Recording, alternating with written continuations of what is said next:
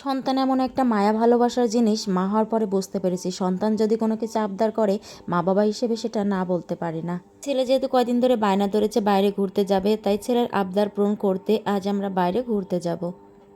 Hello everyone, আসসালামু আলাইকুম। সবাই কেমন আছেন? আশা করি সবাই ভালো আছেন। আলহামদুলিল্লাহ আমরাও ভালো আছি। ছেলেকে রেডি করে নিয়ে আমি রেডি হয়ে এই যে আমরা এখন বাইরে বের হয়ে গেছি। আজকে যেহেতু আমার ননদিনী সহ আমরা 3-4 জন যাচ্ছি, তাই আর আমি বাইক নিব না, আমরা অটো করেই যাব। আপনাদের ভাইয়া অফিস শেষ করে আসছে আর আমাদের রেডি হয়ে সামনে আসতে বলেছে। এই যে আপনাদের ভাইয়াও চলে এসেছে। এখন আমরা রেডি হয়ে এই যে চলে যাচ্ছি একটা অটো নিয়ে। আর কোথায় যাচ্ছি সেটাই আপনাদের সাথে শেয়ার করব।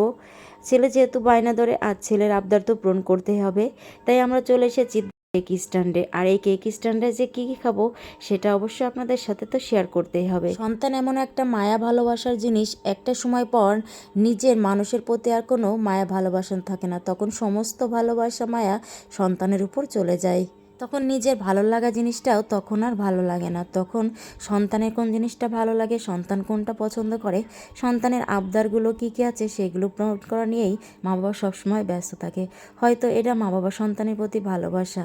সন্তানের মা হওয়ার পর আমি বুঝতে পেরেছি যে মায়েরা ইচ্ছা করলে অনেক সময় অনেক কিছু করতে পারে না সন্তানের দিক তাকিয়ে। সন্তান নিয়ে আলাদা কোনো ক্যাপশন হয় না। একজন মায়ের জন্য শ্রেষ্ঠ উপহার হলো তার সন্তানই। আল্লাহ সবার মনের আশা পূরণ করুন, সবাইকে সুসন্তান ও নেক সন্তান দান করুন এবং সবাইকে মা হওয়ার তৌফিক দান করুন। আচ্ছা, আমি তো ভুলে গেছি, আপনাদের সাথে গল্প করতে করতে এদিকে আমাদের খাবার চলে এসেছে। এই যে আমাদের খাবারের মেনুতে ছিল এই যে ফ্রাইড রাইস ছিল, আর সাথে চাউমিন ছিল, চিকেন ছিল, যেটা আমার ছেলে খুবই পছন্দ করে। ছেলের পছন্দ তো চাউমিন, তাই বাইরে গেলে সবসময় চাউমিনটাই আমরা অর্ডার দিই ছেলের জন্য। আর এদিকে ছিল চিকেন, আর চিকেনটা খেতে তো বেশ মজা লাগে। সবার প্রথমে আমি চাউমিনটা খেয়ে দেখবো যে চাউমিনটা এখানে খেতে কেমন। আমার পছন্দের স্পেশাল রামেনটা চলে এসেছে এখানে। প্রথমবার আমি ফেসবুকে রামেনের ছবি দেখে বিদেশিদের মতো খেতে মন চেয়েছিল, তাই আপনাদের ভাইয়াকে বলাতে তাই রামেনটা অর্ডার দিয়েছিল। আমি এটা প্রথমে খেয়ে দেখবো কেমন হয়। সবগুলো খাবার চলে এসেছে আমাদের। এরপর আমরা একটু একটু করে সবগুলো খাবার ট্রাই করে দেখছিলাম যে কেমন কোনটা। সবার লাস্টে এসে আমি রামেনটা ট্রাই করলাম। রামেনটা খেতে যে এত ঝাল, আমি বুঝতেই পারিনি যে রামেনে এত ঝাল থাকে। তুমি সব খাইছো খাবার?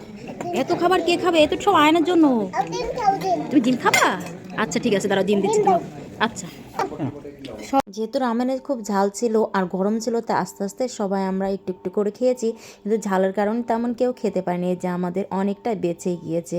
আর লাস্টে আমরা কি করেছি, বেঁচে যাওয়ার কারণে রামেনটা পার্সেল করে নিয়েছি। খেতে না পারলে কি হয়েছে, সন্তানের আবদার তো পূরণ করতে পেরেছি। আপনাদের ভাইয়া সবসময় চেষ্টা করে আমাদের ছোটোখাটো আবদারগুলো পূরণ করতে। এমন একটা মানুষ পাও তো ভাগ্যের ব্যাপার, তাই না? আলহামদুলিল্লাহ। খাওয়া দাওয়া শেষ হয়ে গেছে, আপনাদের ভাইয়া বিল দিচ্ছে আর আমরা এদিকে চলে যাচ্ছি, বাসায় চলে যাব, যেহেতু অনেক রাত হয়ে গিয়েছে। আর আপনাদের কাছে আমাদের ভিডিওটা কেমন হয় অবশ্যই সেটা কমেন্ট করে জানিয়ে যাবেন। আর দেখা হচ্ছে আপনাদের সাথে নেক্সট ভিডিওতে। সবাই ভালো থাকবেন, সুস্থ থাকবেন। আল্লাহ হাফেজ।